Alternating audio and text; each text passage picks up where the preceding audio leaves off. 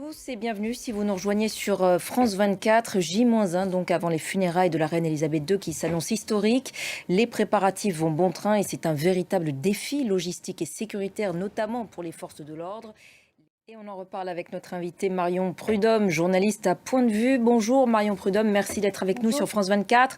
Vous avez notamment participé à l'édition spéciale de votre magazine consacré évidemment à la reine Elisabeth II. Tout d'abord, on entendait à l'instant notre envoyé spécial Clovis Casali parler de cette foule rassemblée pour rendre hommage, un dernier hommage à la reine Elisabeth II. Est-ce que vous avez été vous-même surprise par le nombre de personnes qui affluent et qui attendent parfois durant 24 heures pour rendre un dernier hommage à la reine?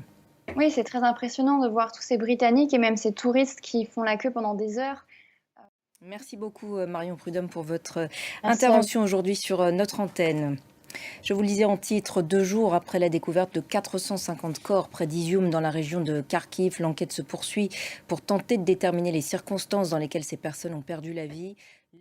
Et la découverte des centaines de corps près d'Izium a fait partie des nombreux sujets évoqués avec Antonio Guterres dans un entretien exclusif accordé à France 24 et à RFI. Écoutez le secrétaire général des Nations Unies au micro de Marc Perelman et Christophe Boisbouvier. Voilà, entretien à retrouver dans son intégralité sur notre antenne à 19h10 heure de Paris, ainsi que bien sûr sur notre site internet france24.com. Deuxième jour de la visite de Nancy Pelosi en Arménie. Ce dimanche, la présidente de la Chambre des représentants américaine a accusé l'Azerbaïdjan d'être responsable des affrontements de cette semaine avec l'Arménie. Et à Yerevan, la population est descendue en masse dans les rues pour saluer cette visite de Nancy Pelosi et son soutien au pays. Nombreux sont ceux qui craignent de nouvelles offensives azerbaïdjanaises en territoire arménien et qui affichent leur volonté de rapprochement avec l'Ouest. Écoutez les précisions de notre correspondante Talinounjian avec les moyens techniques de Luc Hortel. Dans le reste de l'actualité internationale, au Japon, des millions de personnes appelées à se mettre à l'abri alors que le typhon Namadol touche déjà la côte sud-ouest du pays.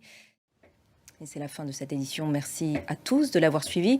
L'actualité continue sur notre antenne ainsi que sur notre site internet france24.com en français, en anglais, en arabe et en espagnol. Merci de votre fidélité à notre chaîne.